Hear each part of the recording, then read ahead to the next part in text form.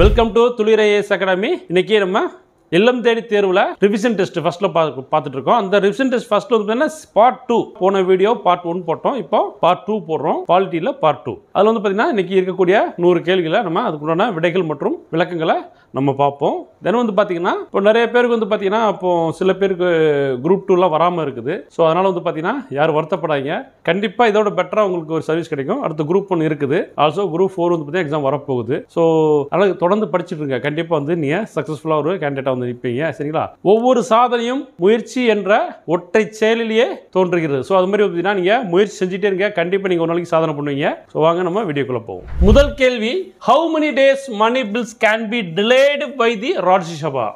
நிதி மசோதாக்கள் மாநில அவையினால் எத்தனை நாட்கள் தாமதப்படுத்தலாம்? இது எல்லாருக்குமே தெரியும். சரிங்களா? பேசிக்கா எல்லாருக்குமே பாலிட்டி படிச்ச எல்லாருக்குமே தெரியும். எத்தனை நாள்னா 14 டேஸ் எல்லாருக்குமே தெரியும். ஸோ ஆன்சர் வந்து 14 டேஸ். ஓகே, அப்போ மணி பில் என்ன? ஸோ மணி பில் வந்து பார்த்தீங்கன்னா ஆர்டிகல் 110. சரிங்களா? பண மசோதா வந்து பார்த்தீங்கன்னா பிரிவு 110ல் இருக்குது. சரிங்களா? a money bill can be introduced only in Lok Sabha. பாருங்க, பண மசோதா மக்களவையில் மட்டும்தான், சரி கீழேயும் சொல்லக்கூடிய மக்களவையில் மட்டும்தான் இந்த அறிமுகம் செய்ய முடியும். Money bill can be introduced only the recommendation of the president. பாருங்க, நம்ம குடியரசுத் தலைவரோட ரெக்கமெண்டேஷன், சரிங்களா, அது இருந்தா மட்டுமே தான் அவருடைய பரிந்துரையின் பேரில் மட்டுமே பண மசோதா அறிமுகம் செய்ய முடியும். only a minister allowed to introduce. பாருங்க, only a minister can introduced money bill in the parliament. அப்போ வந்து பார்த்தீங்கன்னா சாதாரண ஒரு பாராளுமன்ற உறுப்பினர் வந்து பார்த்தீங்கன்னா அறிமுகம் செய்ய முடியாது. ஒரு அமைச்சர் மட்டும் தான் பார்த்தீங்கன்னா அதை அறிமுகம் செய்ய முடியும். நாடாளுமன்றத்தில் பண மசோதாவை அமைச்சர் ஒருவர் மட்டுமே தாக்கல் செய்ய முடியும். Money bill requires the certification of the Lok Sabha speaker. பாருங்க, Lok Sabha speaker when transmitted to Rajya Sabha. பண மசோதா ராஜ்யசபாருக்கு அனுப்பப்படும் போது லோக்சபா சபாநாயகரின் சான்றிதழ் தேவைப்படுகிறது. அப்போ மணி பில் வந்து பார்த்தீங்கன்னா இவருடைய சர்டிஃபிகேஷன் இல்லாமல் ராஜ்யசபாவுக்கு ஃபார்வர்ட் பண்ண முடியாது. Then the bill can be detained for a maximum period 14 days. தான் நம்ம கொஸ்டின் கேட்டோம். Maximum period 14 days only by the Rajya Sabha. ராஜ்யசபால் அதிகபட்சமாக 14 நாட்களுக்கு மட்டுமே மசோதாவை பார்த்தீங்கன்னா தடுத்து வைக்க முடியும். அதுக்கு மேலே ஆட்டோமேட்டிக்காக வந்து பார்த்தீங்கன்னா மணி பில் பாஸ் ஆயிரும். ஸோ இரண்டாவது கேள்வி, which amendment also known as the Nagarpalika act provides for setting up 3 types of municipal bodies? எந்த அரசியல் அமைப்பு திருத்தம் நகர்பாலிகா சட்டம் என அறியப்படும் 3 வகையான நகராட்சி அமைப்புகள் அமைய வழிவகை செய்தது? 73வது அமெண்ட்மெண்டா, இல்ல 74வது அமெண்ட்மெண்டா, இல்ல 75வது அமெண்ட்மெண்டா, இல்ல 76வது அமெண்ட்மெண்டா? நமக்கு எல்லாம் தெரியும் 74th அமெண்ட்மெண்ட். ஆன்சர் வந்து பார்த்தீங்கன்னா 74வது அமெண்ட்மெண்ட் பி. ஸோ 74வது கான்ஸ்டிடியூஷனல் அமெண்ட்மெண்ட், 74வது அரசியலமைப்பு திருத்த சட்டம், அரசியலமைப்பு திருத்த சட்டம். In 1992, urban local bodies were constitutional through the 74th Amendment Act during the regime. So யாரோட பீரியட்ல 1992ல பேபி நரசிம்மரோட காலகட்டத்தில் வந்து பார்த்தீங்கன்னா உங்களுக்கு 74வது அரசு சட்ட திருத்தம் மூலம் வந்து பார்த்தீங்கன்னா உள்ளாட்சி நகர்ப்புற உள்ளாட்சிகள் அரசியலமைப்பு மயமாக்கப்பட்டன.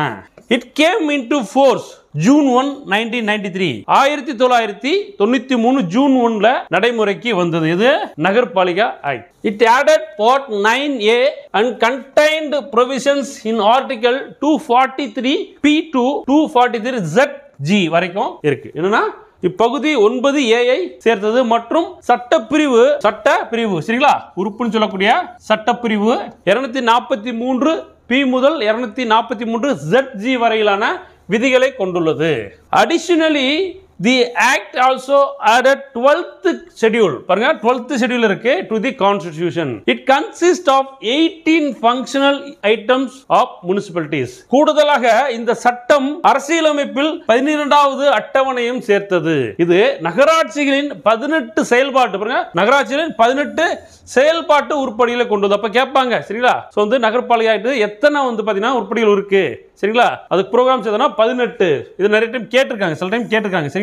So it was enacted to give constitutional recognition to urban local bodies as the third tier of the government in urban areas. நகர்ப்புறங்களில் அரசாங்கத்தின் மூன்றாம் அடுக்காக நகர்ப்புற உள்ளாட்சி அமைப்புகளுக்கு அரசியலமைப்பு அங்கீகாரத்தை வழங்க இது இயற்றப்பட்டது. அப்போ அரசியலமைப்பு அங்கீகாரம் வந்து பாத்தீங்கன்னா நகர்ப்புறங்களில் மூன்றாவது அடுக்கு வழங்குறதுக்கு நகர்பாலிகா சட்டம் வந்து பாத்தீங்கன்னா இயற்றப்பட்டது. சோ மூன்றாவது கேள்வி, the Balwant Rai Mehta committee was appointed in. Balwant Rai Mehta குழு எந்த ஆண்டு அமைக்கப்பட்டது கேட்டிருக்காங்க. எல்லாருக்குமே தெரியும் 1957. விடை வந்து பாத்தீங்கன்னா 1957.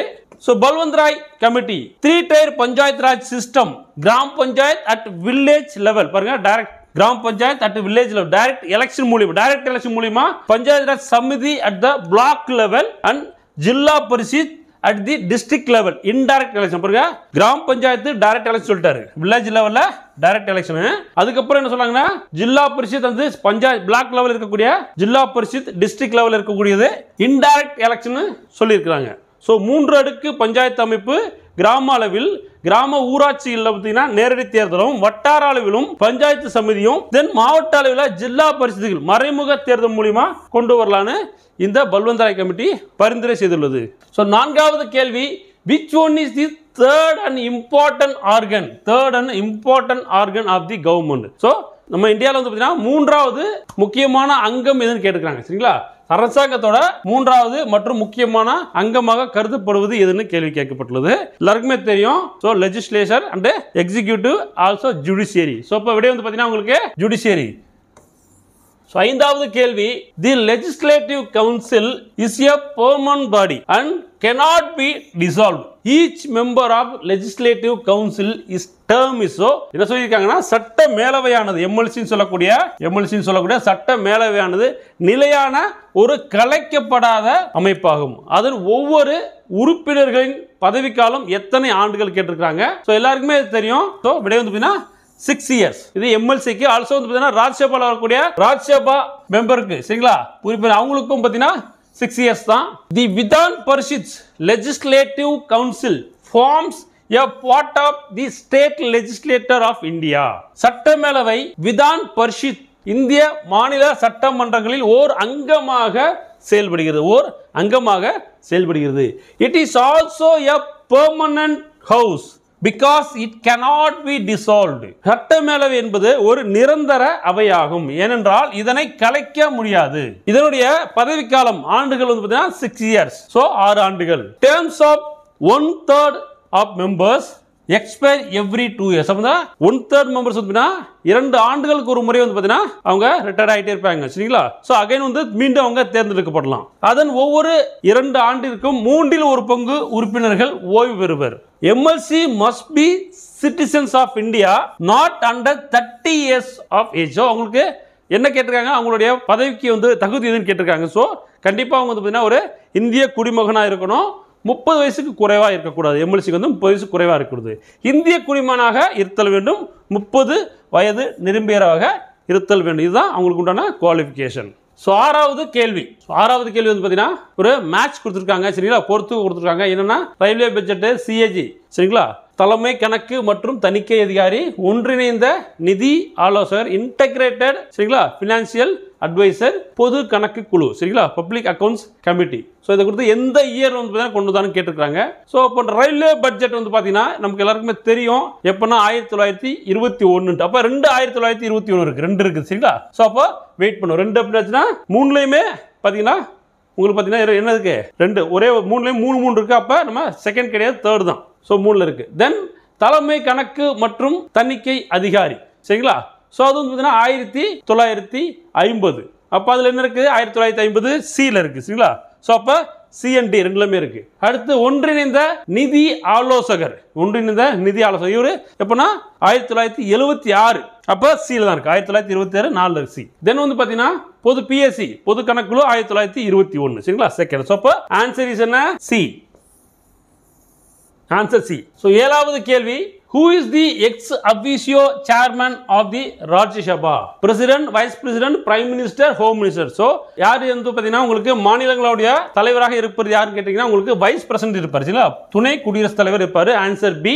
So Rajya Sabha consist of 250 members, out of whom 238 represent of the states and the union territories elected by the method of indirect election. என்ன சொல்லியிருக்காங்க, மாநிலங்களவை 250 உறுப்பினர்களை கொண்டது. இதில் 238 உறுப்பினர்கள் மாநில சட்டமன்ற உறுப்பினர்கள் மற்றும் யூனியன் பிரதேச சட்டமன்ற உறுப்பினர்களால் தேர்ந்தெடுக்கப்படுவார்கள். எப்படின்னா மறைமுக தேர்தல் மூலமாக, மறைமுக தேர்தல் மூலம் தேர்ந்தெடுக்கப்படுகின்றனர்.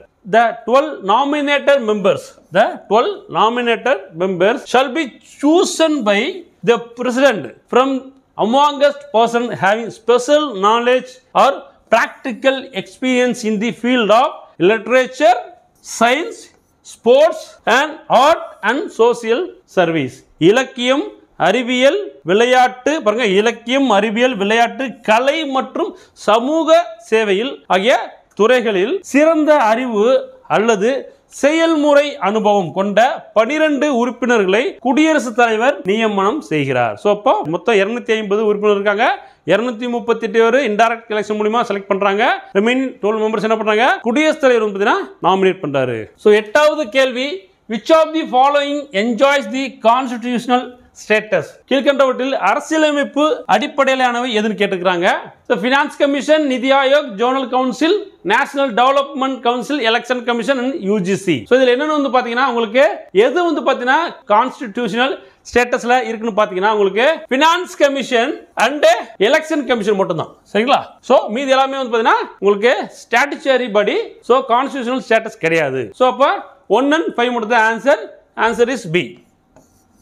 9வது கேள்வி என்ன கொடுத்திருக்காங்கன்னா, மேட்ச் கொடுத்திருக்காங்க. With reference to the constitution of India which one of the following pair is not correctly matched? பாருங்க, எது சரியா பொருந்தும்னு கேட்டிருக்காங்க. இந்திய அரசியலமைப்புப்படி கீழ்கண்டவற்றில் எது சரியான இணை கிடையாது. என்னன்னா லிஸ்ட் கொடுத்திருக்காங்க. கன்கரண்ட் லிஸ்ட் நமக்கு தெரியும், கன்கரண்ட் லிஸ்ட், அப்புறம் ஸ்டேட் லிஸ்ட், யூனியன் லிஸ்ட் இருக்கு. ஸோ 3 லிஸ்ட் இருக்குது.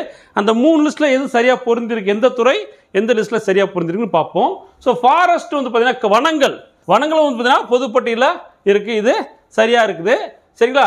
தென் செகண்ட் ஒன் வந்து பார்த்தீங்கன்னா stock exchange concurrent list. So பார்த்தீங்கன்னா ஸ்டாக் எக்ஸ்சேஞ்ச் கன்கரண்ட் லிஸ்ட் கிடையாது, யூனியன் லிஸ்ட்டுங்க. சரிங்களா? ஸோ இது பார்த்தீங்கன்னா யூனியன் லிஸ்ட், மத்திய பட்டியல், இது மத்திய பட்டியல் இருக்கும். அடுத்து post office saving bank, union list, இது சரியா இருக்குது. அடுத்து பப்ளிக் ஹெல்த் அண்ட் சானிடேஷன், பொது சுகாதாரம் மற்றும் ஆரோக்கியம். சரிங்களா? இது ஸ்டேட் லிஸ்ட். ஸோ 1, 3, 4 சரியா பொறுத்து இருக்குது. அப்ப 2வது மட்டும் தவறா இருக்குது. இப்போ ஆன்சர் வந்து பார்த்தீங்கன்னா பி, ஸ்டாக் எக்ஸ்சேஞ்ச். 10வது கேள்வி, the article which impose the state to appointment and separate minister for tribals. பாருங்க, எந்த சட்ட பிரிவு மாநிலம் தனியாக மலைவாழ் ஜாதியினருக்காக அமைச்சரை நியமிக்க வழிவகை செய்கிறது? ஸோ ஆர்டிகல் என்ன கொடுத்துருக்காங்க, 164, 46, 334, 320. விடை வந்து பார்த்தீங்கன்னா ஆர்டிகல் 164. இந்த ஆர்டிகல் தான் வந்து பார்த்தீங்கன்னா உங்களுக்கு மலைவாழ் மக்களுக்கு தனியாக ஒரு அமைச்சரை நியமிக்க வழிவகுக்கிறது. ஸோ 11வது கேள்வி, the election process in the state level is supervised by. மாநில அளவில் தேர்தல் நடவடிக்கைகளை மேற்பார்வை செய்பவர் யார் கேட்டிருக்காங்க. Chief election commissioner, chief electoral officer, supreme court judge, high court judge. So ஆஃபீஸில் நமக்கு தெரியும் இந்த ரெண்டுமே கிடையாது, உச்ச நீதிமன்ற நீதிபதியும் கிடையாது. அப்ப தலைமை தேர்தல் ஆணையரா இல்ல தலைமை தேர்தல் அதிகாரியா? ஸோ ஆப்ஷன் வந்து பார்த்தீங்கன்னா ஆன்சர் பி, தலைமை தேர்தல் அதிகாரி. 12வது கேள்வி, which of the following statements are correct? பின்வரும் கூற்றுக்களில் எது சரி? ஸோ 2 கூற்று கொடுத்துருக்காங்க, அது என்ன பார்ப்போம். The term of office of the governor is 5 years. ஆளுநரின் பதவி காலம் வந்து பார்த்தீங்கன்னா 5 ஆண்டுகள். இது சரியான கூற்று. He can remain in office till his successor enters upon the office of the governor. என்ன சொல்லியிருக்காங்கன்னா, ஆளுநரின் பதவிக்காலம் முடிவடைந்த போதிலும் கூட பின்னர் வருபவர் பதவியேற்கும் வரை, பின்னர் இது அதுக்கப்புறம் பின்னாடி வரக்கூடிய ஒரு கவர்னர் பதவியேற்கும் வரை இவர் பதவியில் தொடர்கிறார். சரிங்களா? ஸோ இதுவும் சரியான கூற்று தான். அப்ப இரண்டுமே சரியான ஸ்டேட்மெண்ட். விடை வந்து பார்த்தீங்கன்னா சி, போத் 1 and 2. ஸோ 13வது கேள்வி, the salary and other perks of controller and auditor general of India is equated with the salary. என்ன கேட்டிருக்காங்கன்னா, தலைமை தணிக்கை கட்டுப்பாட்டு அதிகாரியின் சம்பளம் மற்றும் இதர படிகள் இவருடைய ஊதியத்திற்கு நிகரானது. யாருடைய ஊதியத்திற்கு நிகரானது? The governor of the state, the secretary of the union secretariat, the judge of the high court, the judge of the supreme court. So யாருக்கு ஈக்குவலானதா? உச்ச நீதிமன்ற நீதிபதிக்கு ஈக்குவலானது யாரு? சிஏஜியோட சேலரி. ஸோ விடை வந்து பார்த்தீங்கன்னா D. So Controller and Auditor General of India is the supreme audit institution of India established under Article 148 of the Constitution of India. இந்திய அரசியலமைப்பு சட்டத்தின் 148வது சட்டப்பிரிவின் கீழ் நிறுவப்பட்ட இந்தியாவின் உச்ச தணிக்கை, சரிங்களா, இந்தியாவின் உச்ச தணிக்கை நிறுவனமான இந்திய கட்டுப்பாட்டாளர் மற்றும் தலைமை கணக்கு தணிக்கையாளர் அதிகார மையம் உள்ளது.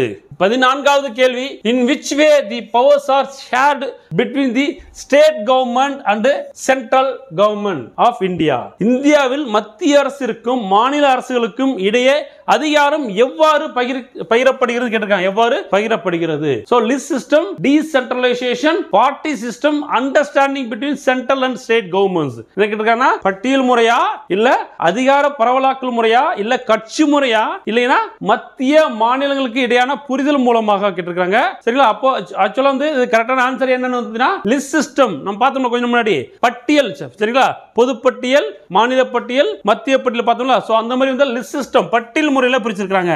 சோ அப்ப answer A, list system. So 15வது கேள்வி, the salary and other emolument of the speaker and deputy speaker fixed by. என்ன கேட்டிருக்காங்கன்னா, சபாநாயகர் மற்றும் துணை சபாநாயகர் ஆகியோரின் ஊதியம் யாரால் நிர்ணயிக்கப்படுகிறது? சோ அப்ப ஸ்பீக்கருக்கும் டெபுட்டி ஸ்பீக்கருக்கும் யாருக்கு salary வந்து யார் நிர்ணயிக்கப்படுறான்னு கேட்டிருக்காங்க. யார் மூலமா? Rajya Sabha, parliament, president, both B and C. சரி, ஆன்சர் வந்து குடியரசுத் தலைவர். ஆன்சர் குடியரசுத் தலைவர். சோ 16வது கேள்வி, choose the correct statements. சரியான தொடர்களை கண்டறிக. ஃபர்ஸ்ட் ஒன் என்ன கொடுத்தாங்க? ரெண்டு ஸ்டேட்மென்ட் கொடுத்திருக்காங்க. அதுல எது சரின்னு கேட்டிருக்காங்க. The minimum age for the person to become a member of Rajya Sabha is 30 years.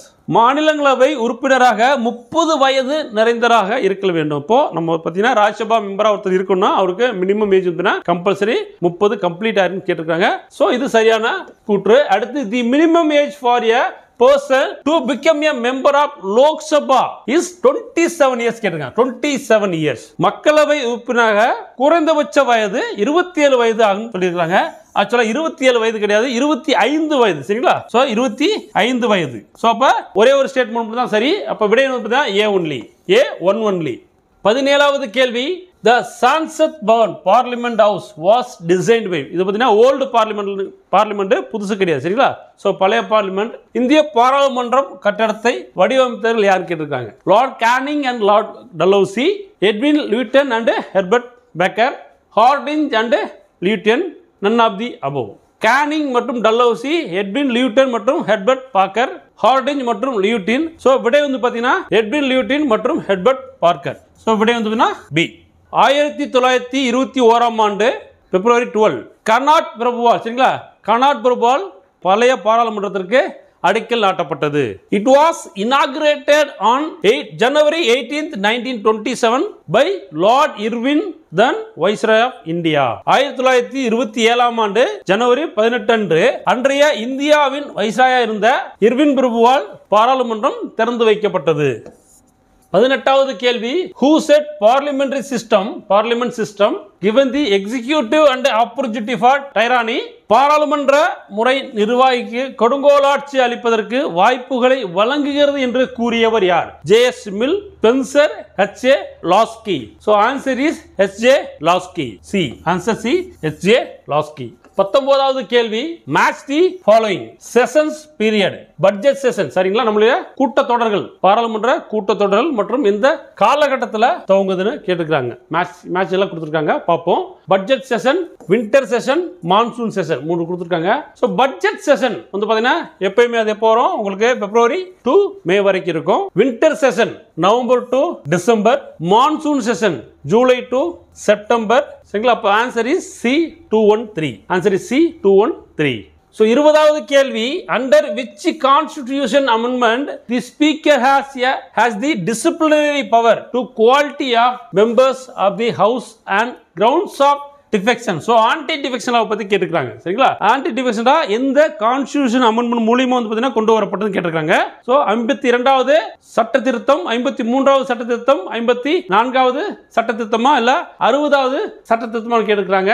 அரசமைப்பு திருத்த, அரசமைப்பு எந்த சட்ட திருத்தத்தின்படி ஒரு உறுப்பினரை கட்சி தாவலின் அடிப்படையில் தகுதி இழப்பு செய்து ஒழுங்கு நடவடிக்கை எடுக்கும் அதிகாரம் அவருக்கு உண்டு. சரிங்களா? எந்த சட்ட திருத்தம் கேட்டிருக்காங்க. சோ விடை வந்து பாத்தீங்கன்னா ஏ 52வது சட்ட திருத்தம். அப்ப ஒரு கட்சித்தாவல் முறையில் ஒருத்தர் ஒரு எம்எல்ஏ ஆர் எம்பி வெளியில போயிட்டாருன்னா அவருக்கு அந்த அவர் மேல வந்து பாத்தீங்கன்னா நடவடிக்கை வந்து எடுக்கிறதுக்கு யாருக்கு வந்து பவர் இருக்குன்னா ஃபர்ஸ்ட் ஸ்பீக்கருக்கு தான் இருக்கு. ஸ்பீக்கர் தான் அவரை தகுதி இழப்பு செய்வார். தி 52nd Constitution Amendment Act on Anti-Defection was passed in 1985 and 10th schedule was added in Indian Constitution. 52வது அரசியலமைப்பு சட்ட திருத்தம் 1985ஆம் ஆண்டில் நிறைவேற்றப்பட்டது மற்றும் இந்திய அரசியலமைப்பில் 10வது அட்டவணை சேர்க்கப்பட்டது. It provided for the disqualification of the members of parliament and the state legislatures on the grounds of defection. பாருங்க, கட்சித்தாவல் காரணமாக நாடாளுமன்றம் மற்றும் மாநிலங்களவை உறுப்பினர்களை தகுதி நீக்கம் செய்ய வழிவகை செய்யப்பட்டது. 21வது கேள்வி, who decides whether a bill is a money bill or not and his decision on this question is final.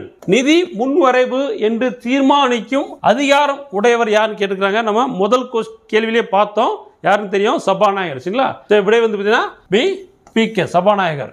22வது கேள்வி, which article says that when the state of emergency is in operation the parliament can make laws on the state subject. அவசரகால நிலையில் பாராளுமன்றம் மாநில பட்டியல் தொடர்பான சட்டங்களை இயற்றலாம் என்று கூறும் விதி எது? Article 249, article 252, article 251, article 250. So விடை வந்து பாத்தீங்கன்னா ஆர்டிகல் 250. 23வது கேள்வி, the nominated members for Rajya Sabha 13, 12, 10. So ராஜ்யசபாவுக்கு ஒதுக்கப்பட்ட பரிந்துரைக்கப்படும் உறுப்பினர்கள் எத்தனை பேர் கேட்டிருக்காங்க? 12 பேர். சோ இவங்க 12 பேரையும் பிரசிடென்ட் நாமினேட் பண்ணுவாரு. குவாலிஃபிகேஷன் ஆஃப் தி மெம்பர்ஸ், மாநிலங்களவை உறுப்பினருக்கான தகுதிகள் என்ன கேட்டிருக்காங்க? he should be a citizen of India, இந்திய குடிமகனாக இருத்தல் வேண்டும். he should not less than 30 years of age. சரிங்களா? சோ இவருக்கு வந்து பாத்தீங்கன்னா 30 வயசுக்கு குறைவா இருக்க கூடாது. he should not hold any office of profit under any government. அரசாங்கத்தில் ஊதியம் பெறும் பதவியில் இருத்தல் கூடாது. he should be a person with sound mind and monetarily solvent. மனநிலை சரியில்லாதவராகவோ அல்லது பெற்ற கடனை திருப்பி தர முடியாதவராகவோ இருத்தல் கூடாது. he should not be the member of Lok Sabha or any other legislature. மக்களவையிலோ அல்லது எந்த ஒரு சட்டமன்றத்திலோ உறுப்பினராக இருத்தல் கூடாது. சோ இதுதான் வந்து பாத்தீங்கன்னா குவாலிஃபிகேஷன் ஃபார் ராஜ்யசபா மெம்பர். 24வது கேள்வி, choose the correct statements regarding Rajya Sabha. மாநிலங்களவை குறித்து சரியானவற்றை தேர்ந்தெடுக்க. First statement, it can authorize the parliament to make a law on a subject enumerated in the state list. Article 249. உறுப்பு. சரிங்களா? 249 படி மாநிலங்களவை மாநில பட்டியலில் குறிப்பிடப்பட்டிருக்கும் அதிகாரங்களில் நாடாளுமன்றம் சட்டம் இயற்ற அதிகாரம் அளிக்க முடியும். சட்டம் இயற்ற அதிகாரம் அளிக்க முடியும். இது சரியான கூற்று. it can, செகண்ட் ஒன்று பார்த்தீங்கன்னா, it can authorize the parliament to create new all India service commission to both the center and states. Article 313. சட்டப்பிரிவு 313 படி மாநில மத்திய அரசுக்கு பொதுவான அனைத்து இந்திய தேர்வாணத்தை உருவாக்க நாடாளுமன்றத்திற்கு அதிகாரம் அளிக்க முடியும் சொல்லியிருக்காங்க. அது 313 கிடையாது, 312. சோ அது சட்டப்பிரிவு என்னன்னா 312. சரிங்களா? சோ அப்ப செகண்ட் ஒன் ராங் ஸ்டேட்மெண்ட். அப்ப ஃபர்ஸ்ட் ஒன் கரெக்ட். அப்ப விடை என்ன உங்களுக்கு? ஏ ஒன் ஒன்லி. 25வது கேள்வி, which of the following are not the unequal status of Rajya Sabha with Lok Sabha? கீழ்கண்டவற்றில் மாநிலங்களவை மக்களவையுடன் சமமற்ற நிலையில் இல்லாதிருப்பது எதுன்னு கேட்டிருக்காங்க. சமமற்ற நிலையில் இல்லாதிருப்பது எது? அப்ப சமமான முறையில் இருப்பது எதுன்னு கேட்டிருக்காங்க. சரிங்களா? சோ பாப்போம். அங்க ஃபர்ஸ்ட் ஒன் என்ன?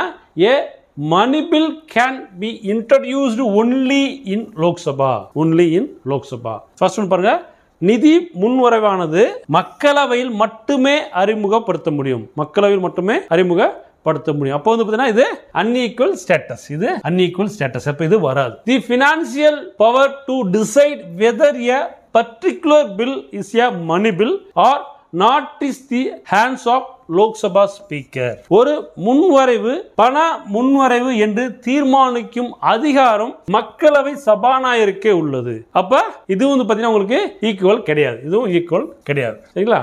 So approval, third one, approval of the ordinance issued by the president. குடியரசு தலைவரின் அவசர சட்டங்களுக்கு ஒப்புதல் அளித்தல். சோ இது வந்து பாத்தீங்கன்னா ஈக்குவலா இருக்கு. இது ஈக்குவலா இருக்கு. Introduction and passage of ordinary bill. சாதாரண மசோதா வந்து பாத்தீங்கன்னா இன்ட்ரோடியூஸ் பண்ணலாம். சரிங்களா? சோ அப்ப இது வந்து பாத்தீங்கன்னா உங்களுக்கு ஈக்குவலா இருக்கு. அப்ப என்ன கேக்குறாங்க?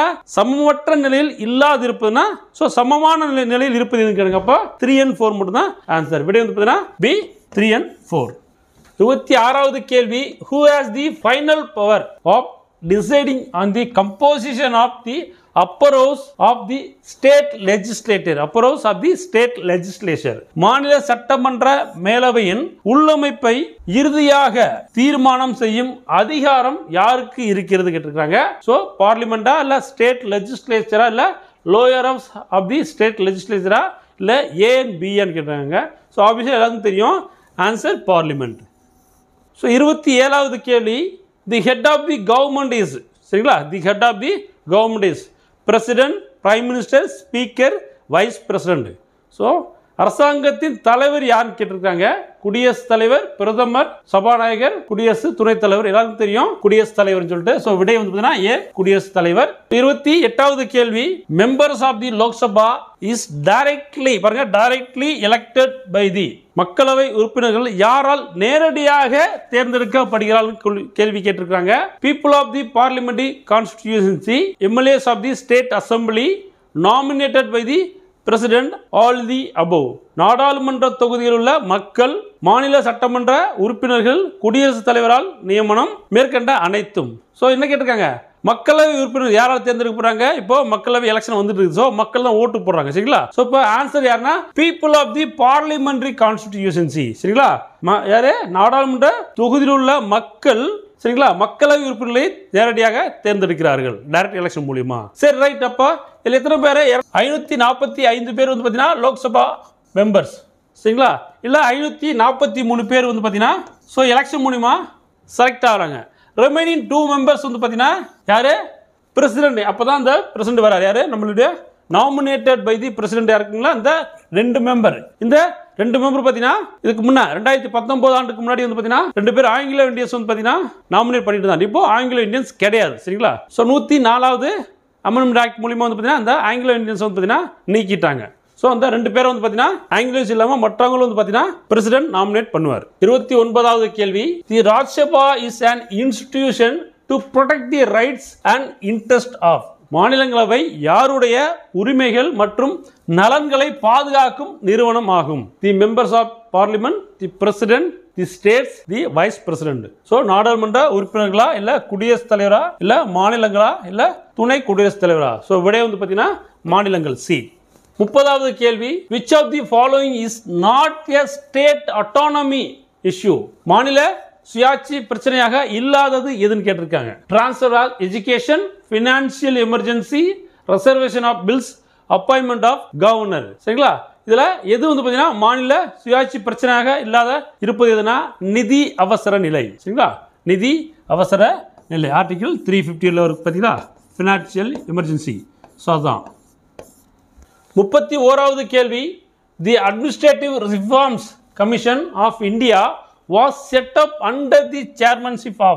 இந்திய நிர்வாக சீர்திருத்தம் ஆணையம் இவரின் தலைமையில் தோற்றுவிக்கப்பட்டது.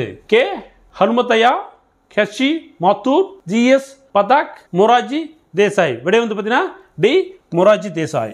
ஸோ இவருடைய தலைமையில் தான் வந்து பார்த்தீங்கன்னா இந்திய நிர்வாக சீர்திருத்த ஆணையம் தோற்றுவிக்கப்பட்டது.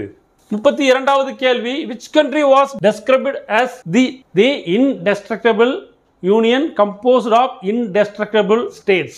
சிதைக்க முடியாத மாநிலங்களால் உருவாக்கப்பட்ட சிதைக்க முடியாத நாடு என்று கூறிய நாடு எதுன்னு கேட்டிருக்காங்க. UK, USA, Canada, India. So answer வந்து பாத்தீங்கன்னா யூஎஸ்ஏ, அமெரிக்கா. 33வது கேள்வி, which of the following article of the constitution deals with the water of interstate rivers? பாருங்க, கீழ்க்கண்ட அரசியலமைப்பு சட்ட விதிகளில் எது மாநிலங்களுக்கு இடையிலான மற்றும் நதி பள்ளத்தாக்குகளுக்கு இடையிலான நதிநீர் ஒப்பந்தம் பற்றியது? ஆர்டிகல் 260 இல்ல ஆர்டிகல் 262 இல்ல ஆர்டிகல் 261 இல்ல ஆர்டிகல் 263? விடை வந்து பாத்தீங்கன்னா விதி 262. 262 தான் வந்து பாத்தீங்கன்னா உங்களுக்கு நதிகள் பிரச்சனைக்கு உண்டான ஆர்டிகல். சோ அப்ப 260 என்ன சொல்லுது? ஆர்டிகல் 260 வந்து பாத்தீங்கன்னா jurisdiction of the union in relation to territories outside India. இந்தியாவிற்கு வெளியில் உள்ள நிலவரைகள் தொடர்பான ஒன்றியத்துக்குள்ள அதிகாரம் தான் ஆர்டிகல் 260 சொல்லுது. 261 என்ன சொல்லுது? Public acts, records and judicial proceedings. அரசின் செயற்பாடுகள், பதிவு ஆவணங்கள் மற்றும் நீதித்துறை நடவடிக்கைகள். ஆர்டிகல் 263 என்ன சொல்லுதுன்னா provision with respect to an interstate council. மாநிலங்களுக்கு இடையான கவுன்சில் தொடர்பான விதிகள். சரிங்களா? அந்த ஜோனல் கவுன்சில் சொல்றாங்களா, சோ அந்த மாதிரி மாநிலங்களுக்கு இடையான ஒரு கவுன்சில் தொடர்பான விதிகள். 34வது கேள்வி, who is called as champion of state right? மாநில உரிமைகளின் பாதுகாவலர் என்று அழைக்கப்படுவர் யார்? Kamarajar, C N. Annadurai, Karunanidhi, Rajaji. So answer C N. Annadurai. B C N. Annadurai. 35வது கேள்வி, the part 11 of the Indian constitution describes. இந்திய அரசியலமைப்பின் 11வது பகுதி எதனை பற்றி விவரிக்கிறது? மத்திய அரசாங்கம், மாநில அரசாங்கம், மத்திய மாநில உறவுகள், தீர்ப்பாயம். சோ ஆன்சர் வந்து answer C centre and state. 36வது கேள்வி, which article deals with center state relations in India? இந்தியாவில் மத்திய மாநில உறவுகளை பற்றி குறிப்பிடும் சட்ட பிரிவுகள் எதுன்னு கேட்டிருக்காங்க. ஆர்டிகல் 245 இருந்து 293 இல்ல ஆர்டிகல் 256 இருந்து 263 இல்ல ஆர்டிகல் 245 இருந்து 255 இல்ல ஆர்டிகல் 257 இருந்து 262. சோ விடை வந்து பாத்தீங்கன்னா ஆர்டிகல் 245 இருந்து 293 வரைக்கும். A answer is a. So 37வது கேள்வி, which of the following features of Indian federal system? First one separation of powers, second one division of powers, third one unitary government. Third one unitary government. Actually unitary government கிடையாது. இந்திய கூட்டாட்சியின் சிறப்பம்சங்கள் பின்வருவனவற்றுள் எதுன்னு கேட்டிருக்காங்க. அதிகார பகிர்வு கிடையாது, அதிகார பிரிவு கிடையாது, அதிகார பகிர்வு உள்ளது, ஒன்றிய ஆட்சி கொண்ட அரசு அதுவும் கிடையாது. அப்ப ஆன்சர் 2 மட்டும், பி 2 மட்டும். 38வது கேள்வி, மேட்ச் தி ஃபாலோயிங். கமிஷன்ஸும் இயரும் கொடுத்திருக்காங்க. சரிங்களா? குழுக்கள் மற்றும் கொண்டு வரப்பட்ட ஆண்டுகள். Sarkaria commission, Rajamannar committee, Venkatachaliah commission, Venkatachaliah குழு.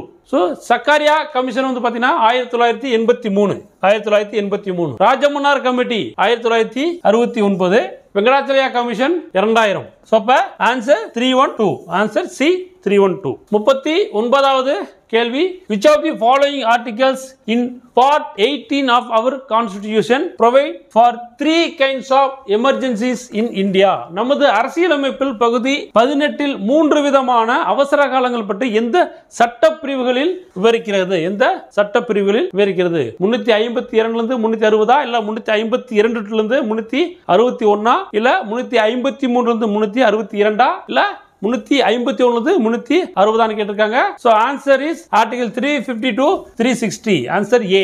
சோ 40வது கேள்வி, the zonal council consist of. மண்டல குழுவில் இருப்பவர்கள் யார் கேட்டிருக்காங்க. Chief ministers of the state, மாநிலத்தின் முதல்வர் இருப்பார். 2 other minister of each state, 2 மாநில அமைச்சர்கள் இருப்பார்கள். அட்மினிஸ்ட்ரேட்டர் ஆஃப் யூனியன் டெரிட்டரி, ஒன்றிய பிரதேசத்திற்கு உட்பட்ட பகுதியின் நிர்வாக தலைவர் இருப்பார். சோ 3 பேருமே இருப்பாங்க. So answer is all the above. Answer is all the above. So zonal councils are the statutory bodies, not a constitutional body. மத்திய மண்டல கவுன்சில்கள் சட்டப்பூர்வ அமைப்புகள், அரசியலமைப்பு அமைப்பு அல்ல. They are established by an act of the parliament, that is State Reorganization Act 1956. 1956 ஆண்டின் மாநிலங்கள் மறுசீரமைப்பு சட்டத்தின் மூலம் பாராளுமன்றத்தின் சட்டத்தால் நிறுவப்பட்டுள்ளன. 5 ஜோன்ஸ், 5 மண்டலங்கள் உள்ளன. என்னன்னு பாத்தீங்கன்னா northern zone, central zone, eastern zone, western zone and southern zone. So மண்டலங்கள் பாத்தீங்கன்னா வடக்கு, மத்திய, கிழக்கு, மேற்கு மற்றும் தெற்கு ஆகிய 5 மண்டலங்கள் உள்ளன. North eastern council was created by separate act of parliament the north eastern council act 1971. 1971ஆம் ஆண்டு வடகிழக்கு கவுன்சில் சட்டமான பாராளுமன்றத்தின் தனி சட்டத்தால் வடகிழக்கு கவுன்சில் உருவாக்கப்பட்டது. இதனுடைய சேர்மன் யாருன்னு வந்து பார்த்தீங்கன்னா யூனியன் ஹோம் மினிஸ்டர். இது chairman of the each of the these councils. எல்லா விதமான அனைத்து மண்டலங்களுக்கும் தலைவர் யாருன்னு வந்து பார்த்தீங்கன்னா உங்களுக்கு ஹோம் மினிஸ்டர் தான் இருப்பாரு. 41வது கேள்வி அசன் ரீசன் கூற்று காரணம். கூற்று என்ன கொடுத்திருக்காங்க? State election commission is not part of the federal system in India. மாநில தேர்தல் ஆணையம் கூட்டாட்சி முறையின் அங்கம் அல்ல. இது சரியான கூற்று. It conducts election to panchayat bodies and urban local bodies in accordance with 73rd and 74th constitutional amendment. இவ்வாணையம் 73வது 74வது அரசியல் சாசன திருத்த சட்டத்தின் அடிப்படையில் உள்ளாட்சி அமைப்புகளுக்கு தேர்தலை நடத்துகின்றது. சோ இரண்டு ஸ்டேட்மெண்ட்மே சரியானது. ஏக்கு உண்டான சரியான ரீசனும் இதுதான். அப்போ விடை வந்து பாத்தீங்கன்னா D. A and R are true. R is the correct explanation of A. 42வது கேள்வி 61st Amendment Act reduced the voting age dash of Indian citizens from. 61வது சட்ட திருத்தத்தின்படி மக்களின் வாக்களிக்கும் வயது டேஷிலிருந்து டேஷாக குறைக்கப்பட்டது. 21 18ஆக குறைக்கப்பட்டது. விடை வந்து பாத்தீங்கன்னா பி. 61வது அமெண்ட்மெண்ட் ஆக்ட் வந்து பாத்தீங்கன்னா 1989ஆம் ஆண்டு கொண்டு வரப்பட்டது. 43வது கேள்வி expand VVPAT voters verified paper audit trail. So answer வந்து பாத்தீங்கன்னா A voter verified paper audit trail. VVPAT அப்படின்னு கேட்டிருக்காங்க. வாக்காளர் சரிபார்க்கும் காகித தணிக்கை சோதனை. இதுதான் விடை. விடை வந்து பாத்தீங்கன்னா A. 44வது கேள்வி name of the first woman to become a chief election commissioner of India. இந்தியாவின் முதல் பெண் தலைமை தேர்தல் ஆணையர் யாருன்னு கேட்டிருக்காங்க. GD Das, Meera Kumar, PS Ramadevi, SK Bedi. So answer வந்து VS ரமாதேவி. ஸோ இவங்க தான் இந்தியாவின் முதல் பெண் தலைமை தேர்தல் ஆணையர். 45வது கேள்வி Who is the first election commissioner of India? Who is the first election commissioner of India?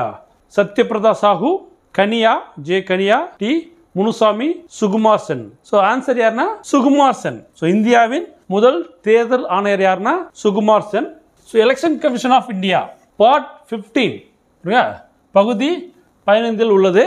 விதி 324 329 வரை தேர்தல் ஆணையம் தொடர்புடையது. Election commission of India establish in 25th January 1950. So அதனால் 25 ஜனவரி 25 நேஷனல் ஓட்டர்ஸ் டே சொல்றாங்க. தேசிய வாக்காளர் தினம் ஜனவரி 25. எலெக்ஷன் கமிஷன் ஆஃப் இந்தியா என்ன எலெக்ஷனா கண்டக்ட் பண்ணுதுன்னா Lok Sabha, Rajya Sabha and state legislative assemblies in India. The president and vice president மக்களவை, ராஜ்யசபா மக்களவை மற்றும் மாநிலங்களவை, மாநில சட்டப்பேரவைகள் மற்றும் குடியரசுத் தலைவர், துணை குடியரசுத் தலைவர் இவங்களுடைய எல்லா விதமான எலெக்ஷனையும் யார் கண்டக்ட் பண்றா? Election commission of India. It consist of chief electoral officer and 2 election commissioners. தலைமை தேர்தல் அதிகாரி மற்றும் 2 தேர்தல் ஆணையர்கள் இதுல இருப்பாங்க. 46வது கேள்வி the tenure of office for the chief election commissioner. தலைமை தேர்தல் ஆணையரின் பதவிக்காலம் எத்தனை ஆண்டுகள் கேட்டிருக்காங்க. எத்தனை அப்படின்னா எத்தனை வயது வரைக்கும் உள்ளது. ஸோ இவங்களுடைய பதவிக்காலம் வந்து பார்த்தீங்கன்னா 6 இயர்ஸ், சரிங்களா, 6 வருடங்கள், 6 இயர்ஸ். அப்படி இல்லைன்னா 65 வயது வரை. ஸோ 65 வயது வரை. ஒன்று அவங்களுடைய ஏஜ் வந்து பார்த்தீங்கன்னா 65 வயதை கம்ப்ளீட் ஆயிருந்தா அவங்க ரிட்டையர்ட் ஆயிடுவாங்க. அப்படி இல்லைன்னா அவங்க அதில் ஜாயின் பண்ணி பார்த்தீங்களா தலைமை தேர்தல் ஆணையராக பொறுப்பேற்று 6 ஆண்டுகள் முடிந்த உடனே அவங்க ஓய்வு பெற்றுருவாங்க. அவங்களோட டேர்ம் முடிஞ்சிடும். So chief election commissioner and the chief election commissioners are appointed by the president of India. சரிங்களா? ஸோ தலைமை தேர்தல் ஆணையரையும் தலைமை தேர்தல் ஆணையர்களையும் வந்து பார்த்தீங்கன்னா தேர்தல் ஆணையர்களையும் யாரு? குடியரசுத் தலைவர் நியமனம் பண்றாரு, அப்பாயின்ட் பண்றாரு. சரிங்களா? அவங்களுடைய செலெக்ஷன் கமிட்டி தேர்வு குழு வந்து பார்த்தீங்கன்னா யார் யார் இருப்பாங்கன்னா தேர்வு குழுவில் பிரதமர் இருப்பாரு, மத்திய அமைச்சர் இருப்பாரு, யூனியன் கேபினட் மினிஸ்டர் இருப்பாரு, அடுத்து லீடர் ஆஃப் அப்போசிஷன் அப்படின்னா leader of the largest opposition party in லோக்சபால எது வந்து பார்த்தீங்கன்னா பெரிய கட்சியோ அதில் இருக்கக்கூடிய எதிர்கட்சி தலைவர் இருப்பாரு. ஸோ இவங்கெல்லாம் சேர்ந்தா வந்து பார்த்தீங்கன்னா உங்களுக்கு சீஃப் எலெக்ஷன் கமிஷனர் அந்த எலெக்ஷன் கமிஷனர் வந்து பார்த்தீங்கன்னா செலக்ட் பண்ணுவாங்க. 47வது கேள்வி which article in the Indian Constitution provides for the election commission? So இதை பற்றி நம்ம பார்த்தோம். சரிங்களா? ஸோ ஆர்டிகல் 324 இந்திய அரசியலமைப்பின் எந்த சட்டப்பிரிவு தேர்தல் ஆணையத்தை குறிக்கிறது? ஸோ விதி 324 Who designed the first Indian voting machine? Who designed the first Indian voting machine? M.V. Ganiba. சரிங்களா? M.V. Ganiba. இவர்தான் முதல் வாக்கு இயந்திரத்தை, சரிங்களா, இந்திய வாக்கு இயந்திரத்தை முதல்ல வடிவமைச்சார். யாருன்னா M.V. Ganiba. So M.V. Ganiba invented the first Indian voting machine in 1980. 1980 ஆண்டு முதல் இந்திய வாக்குப்பதிவு இயந்திரத்தை M.V. Ganiba கண்டுபிடித்தார். It was first used in 1981 in the by-election to North Paravur Assembly constituency in Kerala. 1981 ஆண்டு முதலில் கேரளாவில் வடக்கு பரவூர், நார்த் பரவூர், வடக்கு பரவூர் சட்டமன்ற தொகுதிக்கான இடைத்தேர்தலில் பயன்படுத்தப்பட்டது. 49வது கேள்வி, choose the correct pair. choose the correct pair. சரியான இணையை காண்க. So, Representation of the People Act 1951, Representation of the People Act 1952, District Revenue Officer, District Returning Officer, State Election Commissioner, District Returning Officer. So, இதில் சரியானது பார்த்தீங்கன்னா உங்களுக்கு மக்கள் பிரதிநிதித்துவ சட்டம் 1951. இதுதான் சரியானது. The Election Commission has become a 3-member body from the year. தேர்தல் ஆணையம் எந்த ஆண்டிலிருந்து 3 அங்கத்தினர் அமைப்பாக மாறியது கேட்டிருக்காங்க.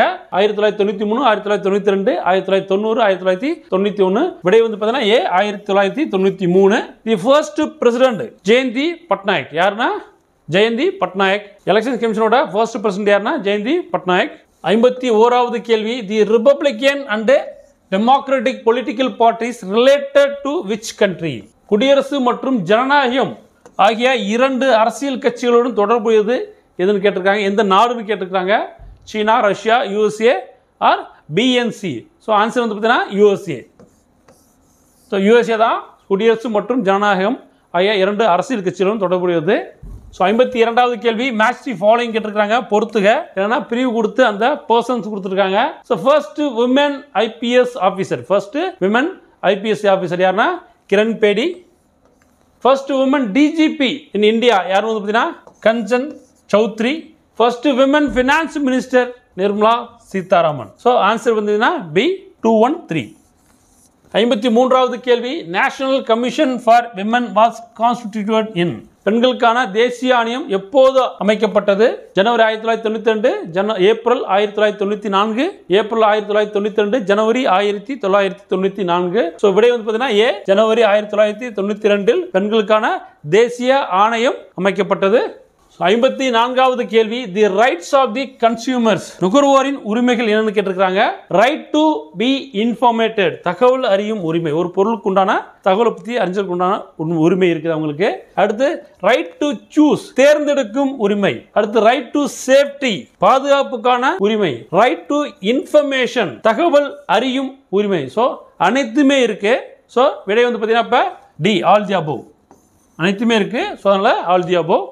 ஸோ 55வது கேள்வி, தி ரெஸ்பான்சிபிலிட்டிஸ் ஆஃப் தி கன்சியூமர், நுகர்வோரின் பொறுப்புகள் என்னன்னு கேட்டிருக்காங்க. டு பி அவேர், எச்சரிக்கையாக இருத்தல். To be an ethical consumer, நெறிமுறை கொண்ட நுகர்வோராக இருக்க வேண்டும். டு திங்க் இண்டிபெண்டன்ட்லி, சுயமாக முடிவெடுத்தல். டு கம்ப்ளைண்ட், புகார் தெரிவித்தல். ஸோ இது எல்லாமே வந்து பார்த்தீங்கன்னா உங்களுக்கு நுகர்வோரோட பொறுப்புகள். அப்போ விடை என்ன? அனைத்தும் சரி, ஆல் தி அபோவ். 56வது கேள்வி, in which year consumer protection act implemented, நுகர்வோர் பாதுகாப்பு சட்டம் எந்த ஆண்டு செயல்படுத்தப்பட்டது? 1986. இது ஆல்ரெடி நிறைய டைம் क्वेश्चन கேட்டிருக்காங்க. சோ விடை C 1986. 57வது கேள்வி, how many consumer courts in India? இந்தியாவில் நுகர்வோர் நீதிமன்றங்கள் எத்தனை உள்ளது கேட்டிருக்காங்க. சோ 3 நுகர்வோர் நீதிமன்றங்கள் இந்தியாவில் உள்ளன. விடை வந்து C 3 நுகர்வோர் நீதிமன்றங்கள் இந்தியாவில் உள்ளன. 58வது கேள்வி, COPRA act came into force on, நுகர்வோர் பாதுகாப்பு சட்டம் எப்பொழுது நடைமுறைக்கு வந்தது கேள்வி கேட்கப்பட்டுள்ளது. So October 24, 1986, November 24, 1986, December 29, 1986, December 24, 1986. So விடை வந்து பார்த்தீங்கன்னா டிசம்பர் 24, 1986. விடை D December 24, 1986 COPRA act came to force.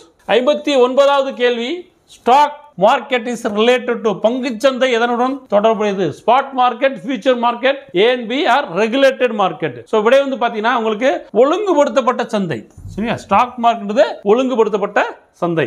60வது கேள்வி, international human rights day is celebrated on 10th November, 5th December, 3rd December 10th December. So சர்வதேச மனித உரிமை நாள் வந்து பார்த்தீங்கன்னா டிசம்பர் 10 விடை D December 10. On December 10, 1948, the United Nations declared the Universal Declaration of Human Rights as the right to life for the people, life for the all people. ஐக்கிய நாடுகள் அவை 1948ஆம் ஆண்டு டிசம்பர் 10ஆம் நாள் உலக மனித உரிமை பேரறிக்கை என உலக மக்கள் அனைவருக்குமான வாழ்வுரிமைகளை பிரகடனப்படுத்தியது. 61வது கேள்வி, members and the chairman of National Human Rights Commission appointment is recommended by தேசிய மனித உரிமை ஆணையத்தின் தலைவர் மற்றும் குழு நியமிப்பதற்கு பரிந்துரை செய்பவர் யார் கேட்டிருக்காங்க? Retired chief justice of India, prime minister, home minister, speaker of Lok Sabha. So இதில் வந்து பார்த்தீங்கன்னா உங்களுக்கு ஓய்வு பெற்ற நீதிபதி வரமாட்டாரு, மீது எல்லாருமே வருவாங்க. பிரதமர், உள்துறை அமைச்சர் இருப்பாரு, மக்களவை சபாநாயகர் 3 பேருமே இருப்பாங்க. அப்போ விடை சி 2, 3, 4. ஸோ மேலும் வந்து பார்த்தீங்கன்னா பிரைம் மினிஸ்டர் இருப்பார், பார்த்தாச்சு. மத்திய உள்துறை அமைச்சர் இருப்பாரு, அதையும் நம்ம பார்த்தாச்சு. ஸ்பீக்கர் ஆஃப் லோக்சபா இருப்பாங்க, அதையும் பார்த்தாச்சு. அடுத்து வந்து பார்த்தீங்கன்னா the deputy speaker of the Rajya Sabha, மாநிலங்களவையின் துணைத் தலைவர் இருப்பாரு. Leader of the opposition in both houses of the parliament. So நாடாளுமன்றத்தில் இரு அவைகளிலும் உள்ள எதிர்க்கட்சி தலைவர் இந்த குழுவில் இருப்பாங்க. ஸோ இவங்க எல்லாருமே வந்து பார்த்தீங்கன்னா ஹியூமன் ரைட்ஸ் வந்து பார்த்தீங்கன்னா அந்த குழுவை அங்கே நியமனம் பண்ணுறதுக்கு உண்டான ஒரு செலெக்ஷன் கமிட்டியில் இவங்க எல்லாருமே இருப்பாங்க. ஸோ இவங்க எல்லாருமே செலெக்ஷன் கமிட்டி மெம்பர்ஸ். 62வது கேள்வி, the tenure for chairman and members of NHRC தேசிய மனித உரிமை ஆணையத்தின் தலைவர் மற்றும் உறுப்பினர்கள் பதவிக்காலம் எத்தனை ஆண்டுகள் கேட்டிருக்காங்க, எவ்வளோ நாள்ட்டு? So 3 years and 70 years or 70 years. ஒன்று 3 years வந்து பார்த்தீங்கன்னா உங்களுக்கு பதவியேற்று காலம் முடிஞ்சிருக்கணும், அப்படின்னா அவங்களோட ஏஜ் வந்து பார்த்தீங்கன்னா 70 முடிஞ்சிருக்கணும். இந்த ரெண்டுல எது ஃபர்ஸ்ட் வருதோ அவங்க ஓய்வு பெற்றிருக்காங்க. ஸோ அப்படியே வந்து பார்த்தீங்கன்னா C national human right commission of India established in October 12, 1993. இந்தியாவின் தேசிய மனித உரிமை ஆணையம் அக்டோபர் 12, 1993ஆம் ஆண்டு நிறுவப்பட்டது. 63வது கேள்வி, which committee recommended for the Central Vigilance Commission? பின்வருவனவற்றுள் எந்த குழு மத்திய புலனாய்வு ஆணையத்தை பரிந்துரை செய்தது? Mandal committee, Sarkaria committee, K Santhanam committee, எஸ்கேதார் committee. So answer வந்து பார்த்தீங்கன்னா C K Santhanam committee. Santhanam committee தான் மத்திய குழு மத்திய புலனாய்வு ஆணையத்தை பரிந்துரை செய்தது. 64வது கேள்வி, the institution of Lok Ayukta was first established in the state of. Lok Ayukta அமைப்பு முதலில் இந்த மாநிலத்தில் அமைக்கப்பட்டது. ஸோ முதல்ல மகாராஷ்டிரால லோக் ஆயுக்தா துவங்கப்பட்டது 1971. In 1971 Lok Ayukta system was first established in India in Maharashtra. So 1971 Lok Ayukta அமைப்பு இந்தியாவில் முதலில் மகாராஷ்டிராவில் நிறுவப்பட்டது. The Lokpal and Lok Ayukta act 2013 seeks to provide for establishment of Lok Ayuktha for states to inquire to allegations of corruption against certain public functionaries and for related matters. Lokpal மற்றும் லோக் ஆயுக்தா சட்டம் 2013ஆம் ஆண்டில் கொண்டு வரப்பட்டது. சில பொது பணியாளர்கள் மீதான ஊழல் குற்றச்சாட்டுகள் மற்றும் அது தொடர்பான விஷயங்களுக்காக மாநிலங்களுக்கு லோக் ஆயுக்தாவை நிறுவுவதற்கான வழிவகை செய்கிறது இந்த சட்டம். 65வது கேள்வி, central information commission comes under which ministry? மத்திய தகவல் ஆணையம் எந்த அமைச்சகத்தின் கீழ் வருகிறது? Ministry of social and empowerment, ministry of personnel, ministry of broadcasting, ministry of home affairs. So விடை வந்து பார்த்தீங்கன்னா பணியாளர் நல அமைச்சகம், மினிஸ்ட்ரி ஆஃப் பர்சனல். இது கீழே வந்து பார்த்தீங்கன்னா உங்களுக்கு மத்திய தகவல் ஆணையம் வருகிறது. 66வது கேள்வி, தி central vigilance commission was enacted by the parliament as a statutory body in the year. மத்திய புலனாய்வு ஆணையம் எந்த ஆண்டில் பாராளுமன்றத்தால் ஒரு சட்டப்பூர்வ அமைப்பாக இயற்றப்பட்டது கேட்டிருக்காங்க? 2002, 2004, 2003, 2005. விடை வந்து பார்த்தீங்கன்னா C 2003. The Central Vigilance Commission was set up by the government in India 1964 on the recommendation of the Committee on Prevention of the Corruption headed by K. Sandhanam to advise and guide central government agencies in the field of vigilance. கண்காணிப்பு துறையில் மத்திய அரசு நிறுவனங்களுக்கு ஆலோசனை வழங்கவும் வழிகாட்டவும் K Santhanam தலைமையிலான ஊழல் தடுப்பு குழுவின் பரிந்துரைகளின் அடிப்படையில் 1964 ஆண்டு மத்திய புலனாய்வு ஆணையம் மத்திய அரசால் அமைக்கப்பட்டது. It is an independent body which is only responsible to the parliament. இது பாராளுமன்றத்திற்கு மட்டுமே பொறுப்பான ஒரு சுதந்திரமான அமைப்பாகும். இது பாத்தீங்கன்னா ரெஸ்பான்சிபிலிட்டி யாருக்கு? பார்லிமென்ட் மட்டும் தான். இது independent body. It submits its report to the President of India. So இதோட அறிக்கைகள் யாருக்கு கொடுப்பாங்க? ஜனாதிபதி குடியரசுத் தலைவர் தான் கொடுப்பே இந்த ஆணையம் கொடுக்கும். 67வது கேள்வி, தி Lok Ayukta was established in Tamil Nadu in which year? எப்போது லோக் ஆயுக்தா தமிழகத்தில் துவங்கப்பட்டது? எந்த ஆண்டுன்னு கேட்டிருக்காங்க. ஜூலை 8 2018, ஜூலை 8 2019, ஜூலை 9 2018, ஜூலை 7 2019. ஆன்சர் வந்து பாத்தீங்கன்னா ஜூலை 9 2018. Answer C. ஆன்சர் வந்து பாத்தீங்கன்னா சி. 68வது கேள்வி, which country first introduced the right to information act? So எந்த நாடு வந்து பாத்தீங்கன்னா முதல் முறையா வந்து பாத்தீங்கன்னா தகவல் அறியும் உரிமை சட்டத்தை அறிமுகம் செஞ்சது கேட்டிருக்காங்க. So Sweden. சரிங்களா? ஆன்சர் வந்து பாத்தீங்கன்னா ஸ்வீடன் தான் ஃபர்ஸ்ட் வந்து ஆர்டி ஆக்ட இன்ட்ரோடியூஸ் பண்ணது. 69வது கேள்வி, which commission recommended right to information act? So இந்தியாவில் வந்து பார்த்தீங்கன்னா எந்த குழு வந்து பார்த்தீங்கன்னா தகவல் அறியும் சட்டத்தை பரிந்துரை செய்து கேட்டிருக்காங்க. Mandal commission, Santhanam commission, LM Singhvi commission, Veerappa Moily commission. So answer வந்து பார்த்தீங்கன்னா வீரப்ப மொய்லி குழு. விடை வீரப்ப மொய்லி குழு. The Right to Information Act in India came into force on 12th October 2005. இந்தியாவில் தகவல் அறியும் உரிமை சட்டம் ஆனது 2005 ஆண்டு அக்டோபர் 12 நாளன்று முதல் நடைமுறைக்கு வந்தது. It is objective is to promote transparency and accountability in all public office work. இதன் நோக்கம் என்ன? அனைத்து பொது அலுவலக பணிகளின் வெளிப்படைத்தன்மை மற்றும் பொறுப்புடைத்தன்மை ஆகியவற்றை ஊக்குவிப்பது ஆகும். அப்ப அந்த டிரான்ஸ்பரன்சி சொல்றாங்களா, அக்கௌண்டபிலிட்டி இல்லையான்ட்டு, சோ அதுக்கு மூல காரணமே ஆர்டி ஆக்ட் தான். It will also establish a practical right to information schemes for the public. மேலும் இது மக்களுக்காக தகவல் அறியும் உரிமையின் நடைமுறை திட்டத்தை ஏற்படுத்தி கொடுக்கும். So 70வது கேள்வி, what is the meaning of the term state under article 12 of the Constitution of India? இந்திய அரசியலமைப்பு உறுப்பு 12 கீழ் அரசு என்ற சொல் எவற்றை உள்ளடக்குகிறது கேட்டிருக்காங்க. எவற்றை உள்ளடக்குகிறது? அப்ப 12 என்ன? ஆர்டிகல் 12 என்ன? Government of India and parliament, இந்திய அரசு மற்றும் அதன் நாடாளுமன்றம். எஸ். அடுத்து ஸ்டேட் கவர்மெண்ட் அண்ட் லெஜிஸ்லேச்சர், மாநில அரசு மற்றும் அதன் சட்டமன்றம், இதையும் உள்ளடக்கி இருக்குது. ஆல் ரீஜியனல் அத்தாரிட்டிஸ், அனைத்து வட்டார அதிகாரிகள். சரிங்களா? அனைத்து வட்டார அதிகாரிகள். எஸ், இதுவுமே வந்து உள்ளடக்கி உள்ளது. All regional or other jurisdiction of the government of India located or under the control of the government of India. பாருங்க, all regional or other jurisdiction of the government of India located or under the control of the government of India. இந்திய அரசின் நிலப்பகுதியில் அமைந்துள்ள first one. Next அடுத்து அல்லது அதன் கட்டுப்பாட்டின் கீழ், இந்தியாவின் கட்டுப்பாட்டின் கீழ் உள்ள அனைத்து வட்டார அல்லது இதர அதிகார குழுக்கள், இது எல்லாமே வந்து பாத்தீங்கன்னா included தான். So answer வந்து பாத்தீங்கன்னா 1 2 3 and 4. So all the above தான் answer. 71வது கேள்வி, select the correct statements with respect to fundamental rights of Indian Constitution. இந்திய அரசியலமைப்பின் அடிப்படை உரிமைகள் குறித்த சரியான கூற்றுகளை தேர்ந்தெடுக்கவும். 4 கூற்று கொடுத்துட்டாங்க, என்னன்னு பார்ப்போம். First one, fundamental rights can be waived by a citizen. ஒரு குடிமகன் விரும்பினால் தனக்கான அடிப்படை உரிமைகளை தள்ளுபடி செய்து கொள்ள முடியும். பாருங்க, தள்ளுபடி செய்து கொள்ள முடியும். இது வந்து கண்டிப்பா முடியாது. சோ கவர்மெண்ட் வந்து பாத்தீங்கன்னா நம்மளுடைய கான்ஸ்டிடியூஷன் படி எல்லாத்துக்குமே அந்த அடிப்படை உரிமைகள் இருக்கு, அதை அவங்க தள்ளுபடி செய்ய முடியாது. சோ அப்ப இது கிடையாது. செகண்ட் ஒன் வந்து பாத்தீங்கன்னா fundamental rights can be suspended by the supreme court. உச்சநீதிமன்றம் நினைத்தால் அடிப்படை உரிமைகளை இடைநிறுத்தம் செய்ய முடியும். சோ அதுவும் கிடையாது, இடைநிறுத்தம் செய்ய முடியாது. சோ இடைநிறுத்தம் செய்ய முடியாது. அப்ப செகண்ட் ஒன்னும் கிடையாது. Third, fundamental rights cannot be waived by citizen. இது கரெக்ட். சரிங்களா? சோ ஒரு குடிமகன் தனக்கான அடிப்படை உரிமைகளை தள்ளுபடி செய்து கொள்ள முடியாது. இது சரியான கூற்று. நான்காவது கூற்று என்ன சொல்லியிருக்காங்க? Fundamental rights is the basis of judicial review.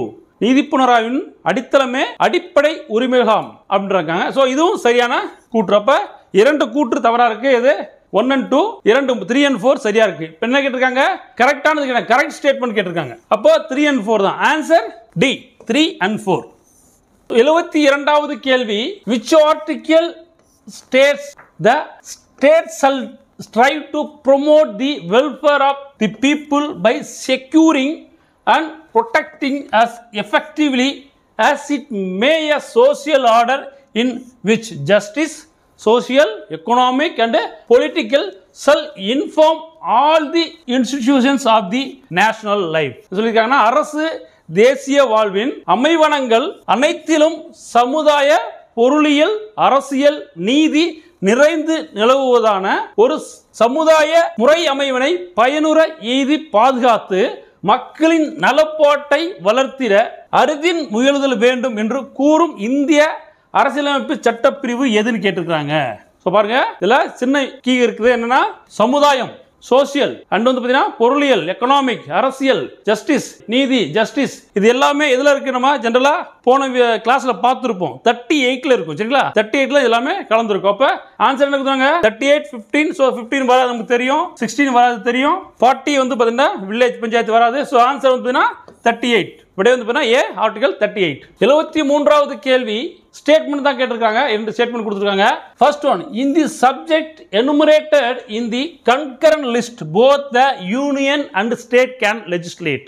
பொதுப்பட்டியலில் குறிப்பிடப்பட்டுள்ள துறைகள் மீது மத்திய மற்றும் மாநில அரசுகள் இரண்டுமே சட்டம் இயற்றலாம். இது சரியான கூற்று. இரண்டாவது, in the event of contradictions between the union and states, பாருங்க, contradiction between the union and states, the states authority will prevail. என்ன சொல்லிருக்காங்க? இது தொடர்பாக மத்திய அரசிற்கும் மாநில அரசிற்கும் இடையில் முரண்பாடு ஏற்படும் போது மாநில அரசின் அதிகாரமே மேலோங்கும். இது வந்து தவறானது. ஏன்னா இந்த இடத்துல மத்திய அரசின் அதிகாரம் தான் மேலோங்கும். அப்ப ஃபர்ஸ்ட் ஒன் ஒன்லி கரெக்ட். என்ன கேட்டிருக்காங்க? ட்ரூ எதுன்னு கேட்டிருக்காங்க. அப்ப one only answer A, one only. 74வது கேள்வி, select the statements that correctly explain the concept of rule of law. சட்டத்தின் ஆட்சி எனும் கருத்தாக்கத்தை சரியாக விளக்கும் கூற்றுகளை தேர்ந்தெடுக்கவும். ஸோ ஃபர்ஸ்ட் ஒன் என்ன கொடுத்துருக்காங்க? Rule of law is to lift law above politics. சட்டத்தின் ஆட்சி என்பது சட்டத்தை அரசியலிருந்து மீட்டெடுப்பது. சட்டத்தின் ஆட்சி என்பது சட்டத்தை அரசியலிருந்து மீட்டெடுப்பது. இது பார்த்தீங்கன்னா சரியான கூற்று. Next one, rule of law means state can have different laws for different segments of the people. சட்டத்தின் ஆட்சி என்பது அரசு வெவ்வேறு குழுக்களுக்கு வெவ்வேறு சட்டங்களை இயற்றுவது. இது வந்து கிடையாது. வெவ்வேறு எல்லாத்துக்குமே ஈக்குவலான ஒரே சட்டம் தான். சோ அப்ப இந்த ஸ்டேட்மெண்ட் தவறானது. Next, rule of law means equality before law. Rule of law means equality before law. சட்டத்தின் ஆட்சி என்பது சட்டத்தின் முன் அனைவரும் சமம் என்பதாகும். இது சரியான கூற்று. அடுத்து வந்து பாத்தீங்கன்னா rule of law is premised upon the divine origin of state. சட்டத்தின் ஆட்சி என்பது இறைவழி கோட்பாட்டை முன்வைத்து செயல்படுவதாம். சோ நம்மள்ட்ட இறைவழி கோட்பாடு கிடையாது. அதை முன்வைத்து செல்ல மாட்டாங்க. சரிங்களா? சட்டத்தின் ஆட்சி இருக்காது. அப்ப எனக்கு ஃபர்ஸ்ட் ஒன்னு, தேர்ட் ஒன்னு சரி, and second one, fourth one wrong. என்ன கேட்டிருக்காங்க உங்களுக்கு? சோ கரெக்ட்லி எக்ஸ்பிளைன் கேட்டிருக்காங்க. எது சரியா இருக்குன்னு கேட்டிருக்காங்க. அப்ப 1 and 3 answer is B, 1 and 3 only. 75வது கேள்வி, within how many days of the date of formation of a political party an application has to be put up before the Election Commission of India for getting it registered. ஒரு அரசியல் கட்சி தோற்றுவிக்கப்பட்ட எத்தனை நாட்களுக்குள் இந்திய தேர்தல் ஆணையத்திடம் பதிவுரிமை பெறுவதற்காக விண்ணப்பித்திருக்க வேண்டும். 30 days, 60 days, 90 days, 180 days, பாத்தீங்கன்னா 1 மந்த்க்குள்ள ரெஜிஸ்டர் பண்ணோம். 30 days எக்ஸாக்ட்லி 30 டேஸ்ல ரெஜிஸ்டர் பண்ணா மட்டும் தான் அந்த கட்சிக்கு வந்து பாத்தீங்கன்னா அங்கீகாரம் கொடுப்பாங்க. சரிங்களா? ரெஜிஸ்டர் பண்ண அந்த கட்சியை ரெஜிஸ்டர் பண்ண முடியும். சோ 76வது கேள்வி, with respect to 9th schedule of the Indian Constitution, which of the following statements are not correct? So இது தவறுன்னு கேட்டிருக்காங்க. சோ 4 ஸ்டேட்மெண்ட் கொடுத்திருக்காங்க. 9வது அட்டவணையை பற்றிய கீழ்காணப்படும் வாக்கியங்களில் எவை தவறானவை? So first one, ninth schedule is unusual feature of the constitution. ஒன்பதாவது அட்டவணை நம் அரசியல் அமைப்பு சாசனத்தின் அசாதாரண அம்சமாகும். So இது சரியான கூற்று. About 300 acts are listed in ninth schedule. ஒன்பதாவது அட்டவணையில் கிட்டத்தட்ட 300 சட்டங்கள் பட்டியலிடப்பட்டுள்ளன. So இதுவும் சரியான கூற்று தான். மூன்றாவது கூற்று, article 31 declares that all the acts under 9th schedule are not immune from judicial review. அரசியலமைப்பு சட்டவிதி 31 படி 9வது அட்டவணையில் உள்ள அனைத்து சட்டங்களும் நீதி புனராய்வுக்கு உட்படாது என்று தெரிவிக்கின்றது. எஸ் வந்து பார்த்தீங்கன்னா இதுவும் சரியான கூற்று தான். அப்ப fourth one என்ன கேட்டிருக்காங்க, acts of the 9th schedule are not immune to judicial review on the ground of violation of a fundamental rights. அடிப்படை உரிமை மீறல்களுக்கு 9வது அட்டவணை சட்டங்கள் நீதி புனராய்வுக்கு உட்படாது. சோ இது வந்து பாத்தீங்கன்னா உட்படும். சோ அப்ப ஆன்சர் வந்து பாத்தீங்கன்னா டி தான். Answer D. சோ வந்து பாத்தீங்கன்னா நாட் கிடையாது, சரிங்களா? சோ உட்படாது கிடையாது. அப்ப விடை வந்து பாத்தீங்கன்னா டி, உட்படும். 77வது கேள்வி, the representation of people act of 1951 as amended in 2010 gives voting rights to யாருக்கு? 2010 திருத்தப்பட்ட 1951 ஆண்டு மக்கள் பிரதிநிதித்துவம் குறித்த சட்டம் யாருக்கு வாக்களிக்கும் உரிமை வழங்குகிறது? All the Indian citizens, migrants from other nations, people deported from India, overseas Indian passport holders. அனைத்து இந்திய குடிமக்களும், பிற நாடுகளில் இருந்து குடியேறியவர்கள், இந்தியாவில் இருந்து நாடு கடத்தப்பட்டவர்கள், வெளிநாட்டுகளில் உள்ள இந்திய பாஸ்போர்ட் வைத்திருப்பவர்கள். சோ விடை வந்து பாத்தீங்கன்னா டி, வெளிநாடுகளில் உள்ள இந்திய பாஸ்போர்ட் வைத்திருப்பவர்கள் தான் வந்து பாத்தீங்கன்னா உங்களுக்கு இந்த சட்ட திருத்தம் குறிப்பிடுகிறது. 78வது கேள்வி, தி Indian parliament who decides whether a bill is a money bill or non money bill. இந்திய நாடாளுமன்றத்தில் மசோதாவை நிதி மசோதா அல்லது சாதாரண மசோதா என முடிவு செய்வது யார்? ஏற்கனவே நம்ம பார்த்திருப்போம், சரிங்களா? முதல் கொஸ்டின் நம்ம பார்த்திருப்போம். பிரசிடென்டா, chairman of Rajya Sabha, speaker, deputy chairman of the Rajya Sabha. So answer is speaker, சபாநாயகர். விடை வந்து சி, சபாநாயகர். அவர் தான் வந்து பார்த்தீங்கன்னா மணி பில்லா நான் மணி பில்லான்னு டிசைட் பண்ணுவாரு.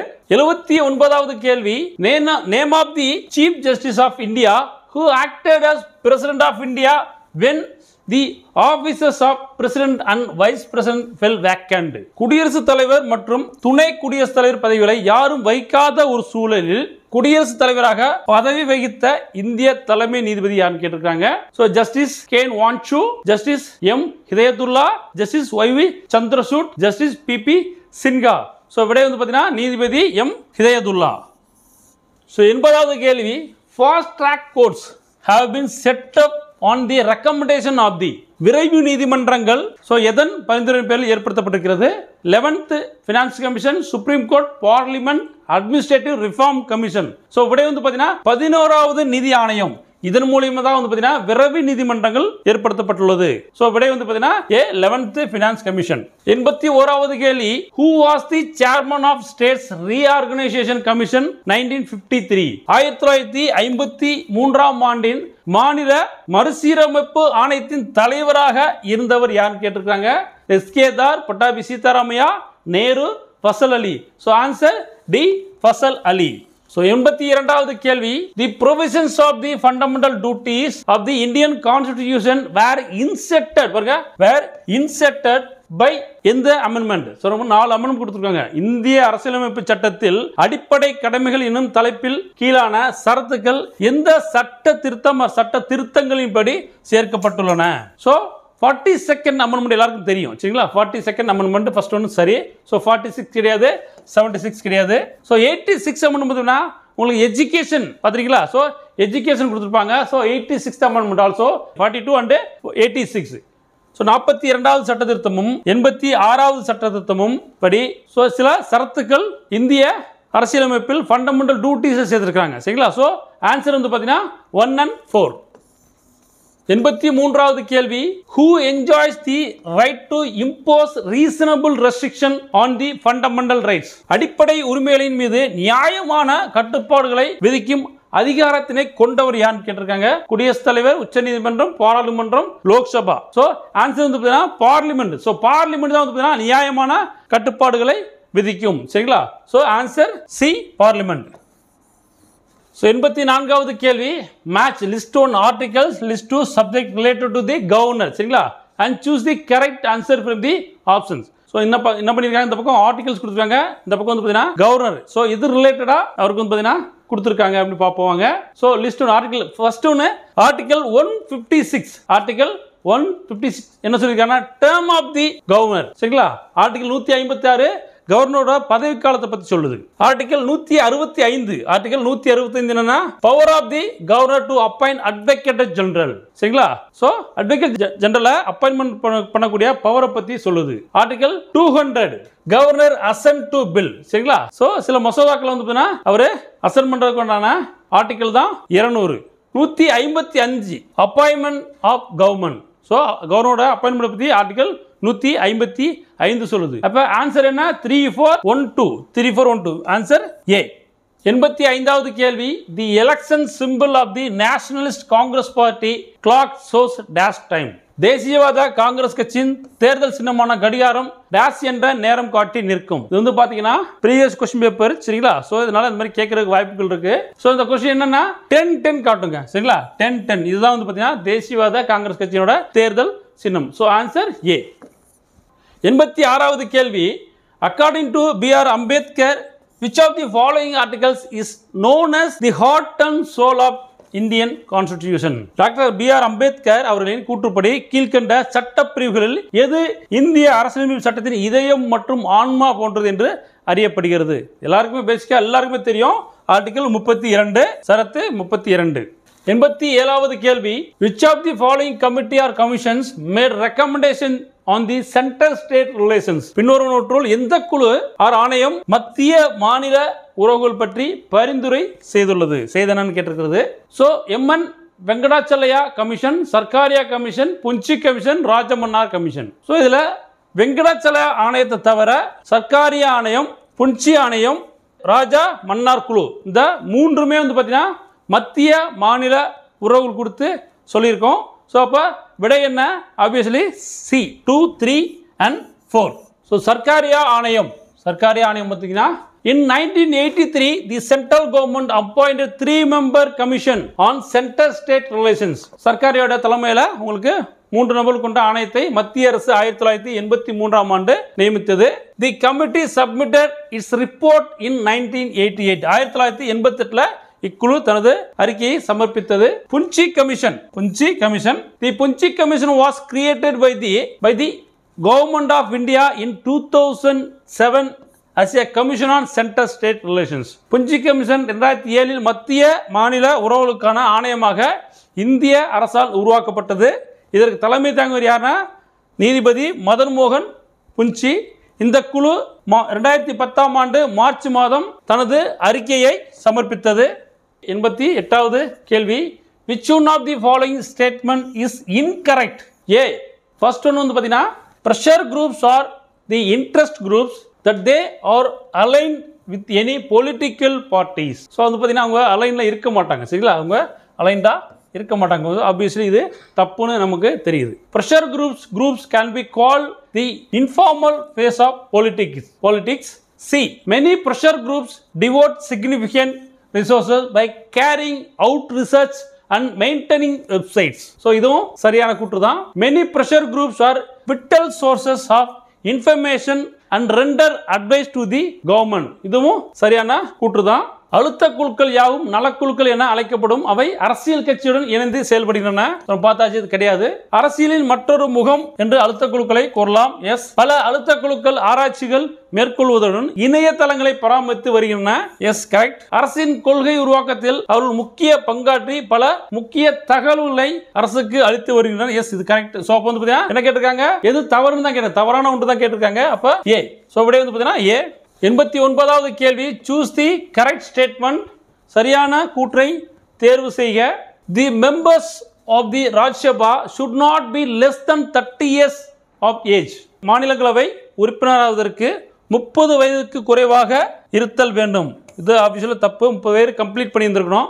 Second, the members of the Rajya Sabha directly elected by the people or directly பாருங்க directly elected by the people. மாநிலங்களவை உறுப்பினர்கள் நேரடியாக மக்களால் தேர்ந்தெடுக்கப்படுகின்றனர். இதுவும் தவறானது. ஸோ 2 கூற்றுகள், முதல் 2 கூற்றுகள் தவறானது. மூன்றாவது கூற்று பாருங்க, 12 nominated members shall be chosen by the president from among us person experienced in the field of literature, science, art or social services. Yes, பாத்தீங்கன்னா இது சரியான கூற்று தான். இலக்கியம், அறிவியல், கலை, சமூக சேவை ஆகிய துறைகளில் சிறந்த அறிவு மற்றும் அனுபவம் பெற்ற 12 நபர்களை மாநிலங்களவைக்கு குடியரசுத் தலைவர் நியமனம் செய்கிறார். இது சரியான கூற்று. நான்காவது கூற்று என்ன?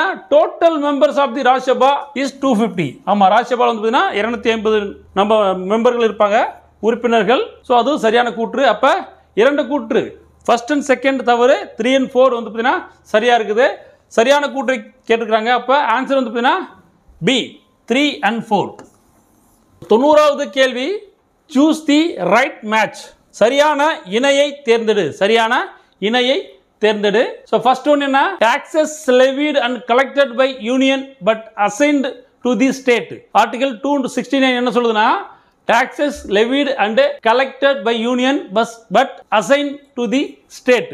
மத்திய அரசால் விதிக்கப்பட்டு அதை வசூலிக்கப்பட்டு மாநிலங்களுக்கு ஒதுக்கக்கூடிய வளங்கள் ஆர்டிகல் சரத்து 269 கூறுகிறது. இது சரியான இணை.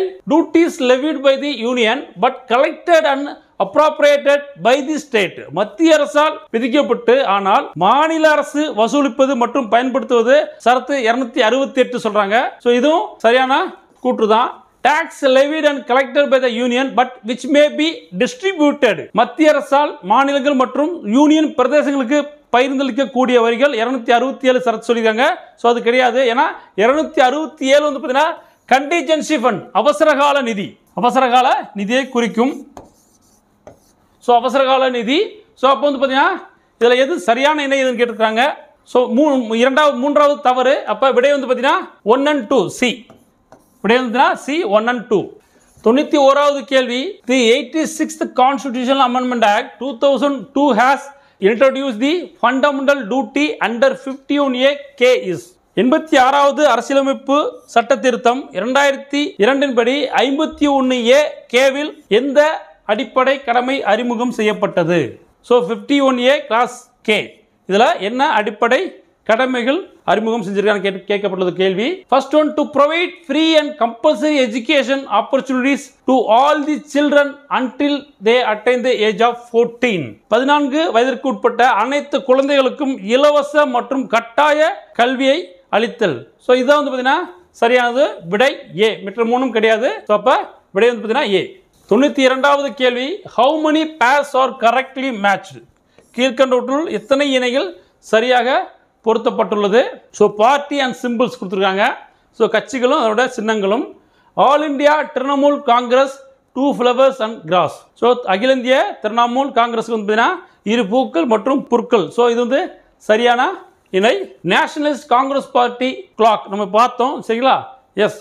தேசியவாத காங்கிரஸ் கட்சி கடிகாரம், இது சரியான இணை. தெலுங்கானா ராஷ்டிர சமிதி கார். தெலுங்கானா ராஷ்டிர சமிதிக்கு வந்து கார் சின்னம் கொடுத்துருக்காங்க. ஸோ இதுவும் சரியானது. அசாம் கானா பர்ஷித். அசாம் கானா பர்ஷித் வந்து லாக் அண்ட் கீ கொடுத்துருக்காங்க. ஸோ பூட்டு மற்றும் சாவி அவங்களோட சின்னம் கொடுத்துருக்காங்க. இது தவறு. இவங்களுக்கு வந்து பார்த்தீங்கன்னா யானை தான் அவங்களோட சின்னம், யானை. ஸோ அப்போ வந்து பார்த்தீங்கன்னா 3 பேர் வந்து 3 இணைகள் சரியா இருக்குது. அப்போ ஆன்சர் வந்து பார்த்தீங்கன்னா சி 3 pairs. ஸோ இப்போ இந்த மாதிரி கொஸ்டின்ஸ் கேட்கறதுக்கு அதிகமான வாய்ப்புகள் இருக்கு. 93வது கேள்வி, which among the following is are correct about judiciary in India? இந்தியாவில் நீதி புனராய்வு பற்றிய கீழ்காண்பவற்றுள் எவை சரியானவை? First one, India has borrowed the concept of judicial review from USA. India நீதி புனராய்வு என்ற கருத்துருவை அமெரிக்காவிலிருந்து பெற்றது. இது சரியான கூற்று. Second, both the federal and state laws can be subjected to judicial review by the Supreme Court. ஒன்றிய மற்றும் மாநில சட்டங்கள் இரண்டும் உச்ச நீதிமன்றத்தின் நீதி புனராய்வுக்கு உட்படும். இதுவும் சரியான கூற்று. The constitution article 13B saves the acts from judicial review. அரசியலமைப்பு சட்டப்பிரிவு 13B நீதித்துறை மறு ஆய்வு செய்வதை தடுக்கிறது. சரிங்களா? இது தவறானது. ஸோ அப்போ வந்து பார்த்தீங்கன்னா 1 and 2 சரியானது. அப்போ விடை ஏ 1 and 2 only. 94வது கேள்வி, India will be a land of many faiths equally honored and respected but of one national outlook. Who said this? India பல்வேறு நம்பிக்கைகளை சமமாக போற்றி மதிக்கப்படும் இடமாக இருப்பதோடு ஒரே தேசிய கண்ணோட்டத்தை கொண்டிருக்கும் என கூறியவர் யார்? Mahatma Gandhi, Jawaharlal Nehru, B.R. Ambedkar, sir Syed Ahmed Khan. So answer Jawaharlal Nehru. 95வது கேள்வி, who described that the objective of the Zonal Council was to develop the habit of cooperative working. மண்டல குழுக்களின் நோக்கம் கூட்டுறவு கூட்டாட்சி வழக்கத்தை வளர்ப்பது என்று கூறியவர் யார் கேட்டிருக்காங்க? சர்தார் வல்லபாய் பட்டேல், ஜவஹர்லால் நேரு, B.R. அம்பேத்கர், மகாத்மா காந்தி. ஸோ இதுலயும் ஆன்சர் வந்து ஜவஹர்லால் நேரு. 96வது கேள்வி, which article says the governor of a state has discretionary power to reserve a bill of the state legislature for the consideration of the president. மாநிலங்கள் நிறைவேற்றும் சட்ட முன்வரைவுகளை ஆளுநர்கள் குடியரசுத் தலைவருக்கு கொண்டு செல்லலாம் என்று அரசியலமைப்பில் எந்த சரத்து குறிப்பிடுகிறது? இதை நம்ம மேட்ச்ல பார்த்தோம். ஸோ சரிங்களா? So answer article 200. ஸோ விடை வந்து பார்த்தீங்கன்னா டி, ஆர்டிகல் 200. 97வது கேள்வி, which of the following statements are false in respect of the article 143? பின்வரும் கூற்றுக்களில் எவை சரத்து 143 பற்றிய தவறான கூற்றுக்கள்? First one, the president can seek the advice of supreme court on any legislative measure. குடியரசுத் தலைவர் உச்சநீதிமன்றத்திடம் எந்த ஒரு விவகாரம் குறித்தும் ஆலோசனை கேட்டு அணுக முடியும். இது சரியான கூற்று. Second one, the advice of the supreme court is binding on the president. உச்சநீதிமன்றத்தின் ஆலோசனைகளுக்கு குடியரசுத் தலைவர் கட்டுப்பட வேண்டும். ஸோ அதை கட்டுப்பட அவசியம் கிடையாது. ஸோ அப்போ செகண்ட் ஒன் வந்து ராங். ஸோ ஃபர்ஸ்ட் ஒன் சரியானது. அப்போ ஃபால்ஸ் தான் கேட்டிருக்காங்க. அப்போ ஆன்சர் பி, 2 ஒன்லி. 98வது கேள்வி, article -2 of the Indian constitution deals with vice president. இந்திய அரசமைப்பு டேஷ் முதல் டேஷ் வரையான உறுப்புகள் குடியரசு துணைத் தலைவர் பற்றியவை. ஸோ அவரை பற்றி எந்த ஆர்டிக்கிளுக்குள்ளே இருக்குது? So 60 to 70, 61 to 70, 62 to 70, 63 to 70. So answer வந்து பார்த்தீங்கன்னா 63 to 70 வரை உள்ள சரத்துகள் துணை குடியரசுத் தலைவர் பற்றியது. 99வது கேள்வி, who described the prime minister as the keystone of the cabinet arc? பிரதமர் என்பவர் கேபினட் அமைச்சரின் குழு, சரிங்களா, கேபினட் அமைப்பின் அடிப்படை தூணாக உள்ளார் என்று விவரித்தவர் யார்? B.R. Ambedkar, A.V. Dicey, lord Morley, Jawaharlal Nehru. So answer வந்து மார்லே பிரபு. விடை சி, மார்லே பிரபு. ஸோ 100வது கேள்வி, which of the following statements are correct about prime minister office? PM office பற்றி கேட்டுக்கிறாங்க. பின்வரும் கூற்றுக்களில் எவை பிரதமரின் அலுவலகம் குறித்து சரியான கூற்றுக்கள்? The prime minister's office came into existence in 1977. பிரதமரின் அலுவலகம் 1977 உருவாக்கப்பட்டது. ஆக்சுவலாக வந்து பார்த்தீங்கன்னா 77 கிடையாது, 1947. சரிங்களா? ஸோ 1947 உருவாக்கப்பட்டது. It is an extra constitutional பாடி. பிரதமர் அலுவலகம் அரசமைப்பால் குறிப்பிடப்படாத ஓர் அதிகார மையமாக திகழ்கிறது. இது சரியான கூற்று. The administrative head of the office is principal secretary. இதன் நிர்வாக தலைவர் முதன்மை செயலாளர் ஆவார். இதுவும் சரியான கூற்று. It deals with all subjects that are not allotted to any department or ministry. பிற துறைகளுக்கும் அமைச்சகங்களுக்கும் ஒதுக்கப்படாத அனைத்து விவரங்களையும் கையாள்வது. ஸோ இதுவும் வந்து பார்த்தீங்கன்னா உங்களுக்கு சரியான கூற்று தான். ஸோ அனைத்து துறைகளையும் வந்து பார்த்தீங்கன்னா இந்த PM ஆஃபீஸ் கையாளக்கூடியது. ஸோ அப்போ ஆன்சர் என்ன? உங்களுக்கு ஏ மட்டும் தவறானது. அப்போ answer is B, C and D only. So இப்போ நம்ம இன்னைக்கு என்ன பார்த்தோம்னா பாலிட்டி பார்ட் 2, சரிங்களா, இல்லம் தேடி தேர்வில் polity part 2. So 16th test இது. ஸோ அதில் 2 பிரிவாக நம்ம பிரிச்சிருக்கோம், சரிங்களா. ஃபர்ஸ்ட் ஒன் பார்த்தாச்சு, செகண்ட் ஒன்று இன்னைக்கு முடிச்சாச்சு. ஸோ அடுத்து வந்து பார்த்தீங்கன்னா 17th டெஸ்ட் நம்ம பார்ப்போம். இதெல்லாம் பாலிட்டி கொஸ்டின்ஸ் எல்லாம் கம்ப்ளீட் ஆயிடுச்சு, சரிங்களா. பாலிட்டி கொஸ்டின்ஸ் ஆல்ரெடி வந்து பார்த்தீங்கன்னா நம்ம 6லேருந்து 10 வரைக்கும் GS, தமிழ் அண்ட் ஆல்சோ வந்து பார்த்தீங்கன்னா சயின்ஸ் எல்லாம் பார்த்துருக்கோம். இப்போ வந்து பார்த்தீங்கன்னா சப்ஜெக்ட் வைஸாக போகுது. தமிழ் வந்து பார்த்தீங்கன்னா கிளாஸ் வைஸாக மறுபடியும் ரிவிஷன் உங்களுக்கு வரும், சரிங்களா. ஸோ அடுத்த டெஸ்ட் உங்களுக்கு தமிழ் வரும். ஸோ இதை ரெகுலராக நீங்கள் வந்து பார்த்தீங்கன்னா ஃபாலோ பண்ணுங்கள். கண்டிப்பாக இது இருக்கக்கூடிய கேள்விகள் எல்லாருமே ரொம்ப இம்பார்ட்டன்ட் கொஸ்டின்ஸ், ரொம்ப இம்பார்ட்டன்ட் கொஸ்டின்ஸ். கண்டிப்பாக வந்து பார்த்தீங்கன்னா கேள்விகள் இதில் வந்து வர்றதுக்கான வாய்ப்புகள் அதிகமாக இருக்குது, கண்டிப்பாக வரும், சரிங்களா. ஸோ அதை ரெகுலராக ஃபாலோ பண்ணுங்கள், நல்லா படிங்க. கண்டிப்பாக வந்து பார்த்தீங்கன்னா உங்களுக்கு சக்ஸஸாக உங்களோட லைஃப் அமையும். ஸோ நன்றி, வணக்கம்.